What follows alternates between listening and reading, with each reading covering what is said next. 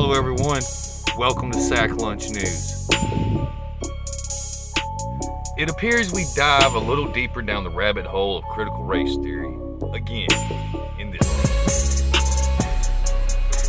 Yes, ladies and gentlemen, one candidate for Alabama governor is back at it again.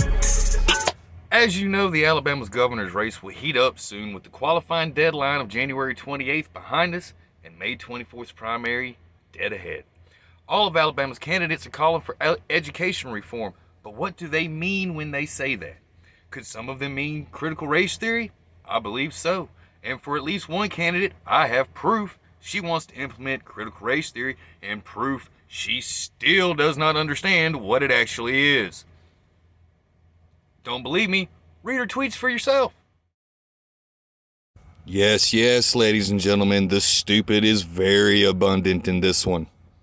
All right, everybody. So what is critical race theory? If you go to newdiscourses.com, they give you a very well done view of the curriculum. It originated in academic literature in the 80s and 90s. These mostly bad ideas had little impact until recently when it became a liberal mainstream ideology in the last year or so. In a June 12th, 2020 article, James Lindsay does a great job giving you 8 big reasons critical race theory is terrible for dealing with actual racism. 1. Believes racism is present in every aspect of life, every relationship, every interaction, so it has you look for it and see it everywhere. Relies upon interest convergence. Don't know what that means? Here's a definition of that in the context interest convergence is being used. Whites only give blacks opportunities and freedoms when it helps white people. Is against free societies, wants to dismantle them and replace it with something that it controls. Only treats race issues as socially constructed groups, not individual acts or individual people. Rejects all alternatives to critical race theory. Acts as only allowable game in town. Acts as though anyone who disagrees only disagrees because they're racist. Cannot be satisfied, so it becomes an activist black hole, destroying everything it is introduced to. If you want to know more on this retarded subject, here you go. In 2018, Robin DiAngelo wrote a book called White Fragility, which teaches white people about the ways they resist learning about challenging their own racism. However, Robin DiAngelo is, white, and white fragility is a scam both intellectually and in actual practice. DiAngelo explains very clearly in the book that what she means by racism and white supremacy is not what normal people know it to mean. She vaguely defines these terms as systems, actual systems, having little or nothing to do with behavior of individuals or groups. Don't believe me? Here you go. See, people who advocate for this can't even define white supremacy and racism correctly. So you may be saying, Brian, in Sack Lunch News, you're only giving one side. So I went to edweek.org and found this.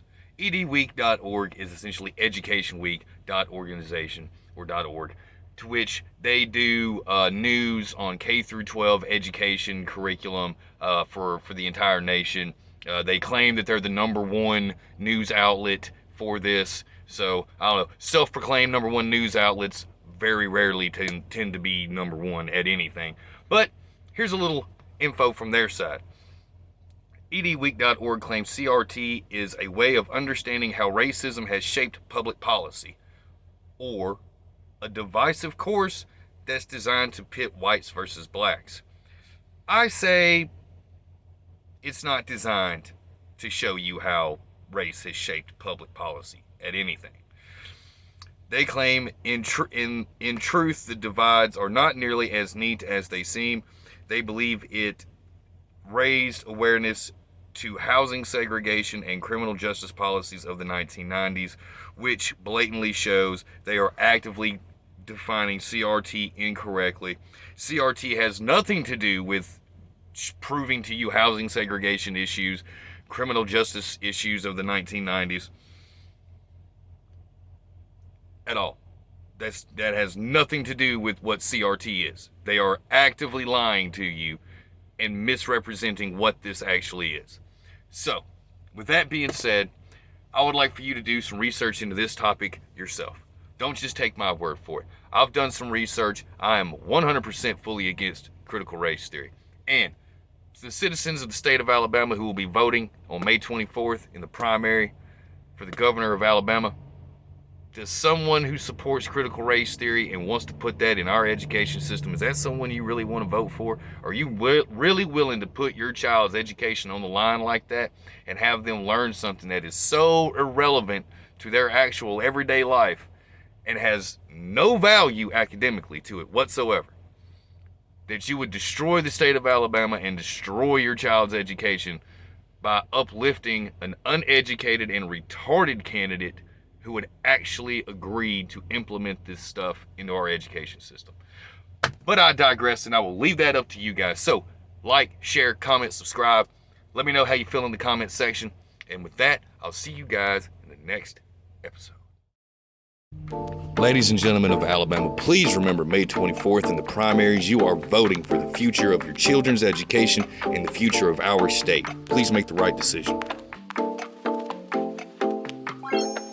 피냐콜라다 아코세페 너의 피부색처럼 drip 지금 내 핸드폰에 비친